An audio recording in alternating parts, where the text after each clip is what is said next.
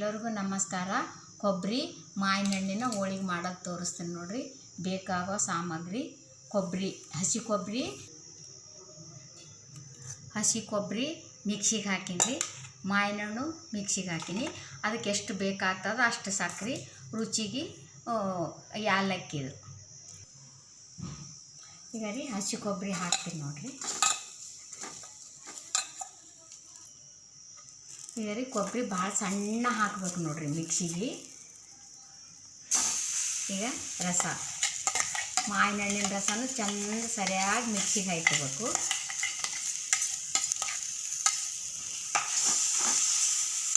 ಇದಕ್ಕೆ ಯಾರಿಗೆ ಸಿಹಿ ಉಣ್ಣೋರಿಗೆ ಲೆಕ್ಕದ ಮ್ಯಾಗ ಅಷ್ಟೇ ಸಕ್ಕರೆ ಹಾಕ್ಕೋಬೇಕು ನೋಡ್ರಿ. ಸಿಹಿ ಕಮ್ಮಿ ಉಣ್ಣೋರು ಸ್ವಲ್ಪ ಹಾಕ್ಕೋಬೇಕು, ಹೆಚ್ಚು ಉಣ್ಣೋರು ಸ್ವಲ್ಪ ಹೆಚ್ಚು. ಈಗ ಇಲೈಚಿ, ಜಾಜಿಕಾಯಿ ಪೌಡರ್,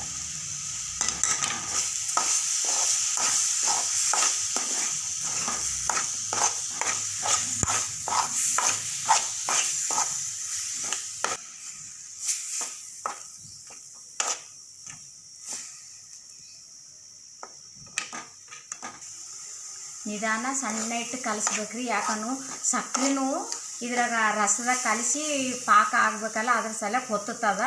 ಸಣ್ಣ ನಿಧಾನ ಕಲಿಸ್ಕೊಂತ ಉರಿ ಸಣ್ಣ ಇಡಬೇಕು ನೋಡ್ರಿ. ಯಾಕಂದ್ರೆ ಇದ್ರಾಗೆ ಇದು ಕುದ್ದು ಗಟ್ಟಿ ಆಗಬೇಕು ಕೊಬ್ಬರಿ. ಅದಕ್ಕೆ ನಿಧಾನ ಸಣ್ಣ ಉರಿ ಮ್ಯಾಗೆ ಕುದಿಸ್ಬೇಕು, ಇಲ್ಲಾಂದ್ರೆ ಹೊತ್ತದ, ಸ್ಮೆಲ್ ಚೇಂಜ್ ಆಗ್ತದ. ಅದಕ್ಕೆ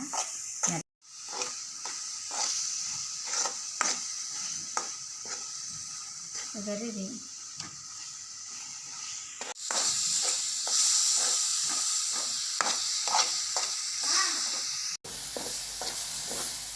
ಇದರಿ ಗಟ್ಟಿ ಆಗ್ಯದ ನೋಡು.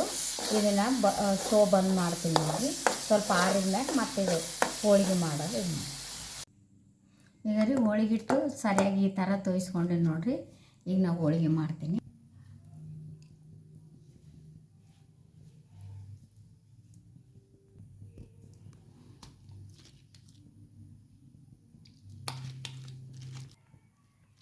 ಈಗ ರೀ ಜೋರ್ಸಿ ಏನು ಬಡಿಬಾರ್ದು, ಮೆಲ್ಲಗೆ ತಿದ್ದುಕೋರಿ. ಯಾಕಂದ್ರೆ ಇದು ಕೊಬ್ಬರಿ ಹಣ್ಣಿಂದ ಇರ್ತದಲ್ಲ, ಮಾವಿನ ಹಣ್ಣಿನ ರಸ ಸ್ವಲ್ಪ ಇದಾಗ್ತದೆ. ಸಣ್ಣ ಸಣ್ಣ ಚಂದ ನೀಟ್ ಇಷ್ಟೇ ಮೆಲ್ಲಗೆ ಮಾಡ್ಕೋಬೇಕು ನೋಡ್ರಿ.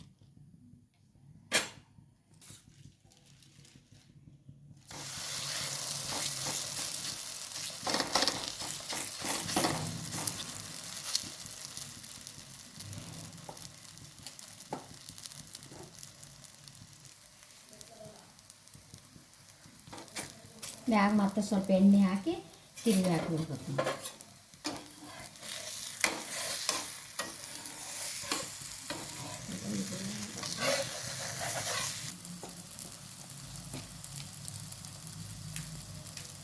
ಮೆತ್ತಗಿರ್ತದಲ್ಲ, ನಿಧಾನ ಹಿಟ್ಟಿನಾಗ ಈ ಥರ ಮುಚ್ಕೊಂತ ಹೋಗ್ಬೇಕು ನೋಡ್ರಿ. ಯಾಕಂದ್ರೆ ಆ ಹೂರಣ ಅಂದ್ರೆ ಗಟ್ಟಿ ಇರ್ತದ. ಇದು ಹಣ್ಣಿನ ರಸ ಬರೀ ಹಸಿ ಕೊಬ್ಬರಿದು ಇರ್ತದಲ್ಲ.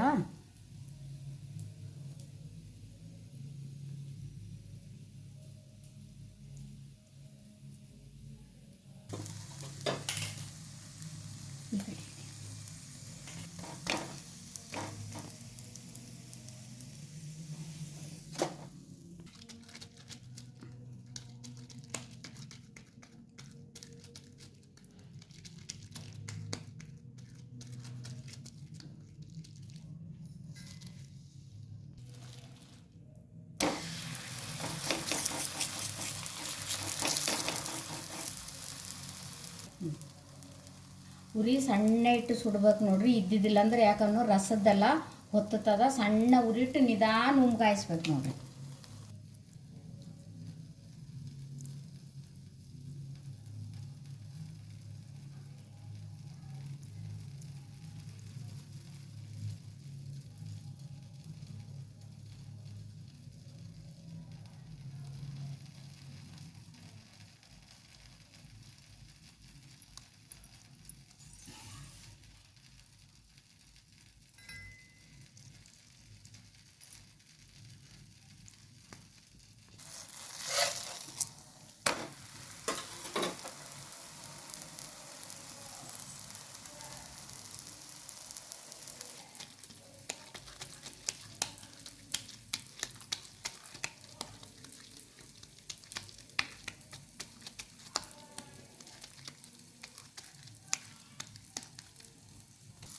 ಇಲ್ಲಿ ಹಾಕ್ತೀನಿ ಒಂದ್ಸತಿ.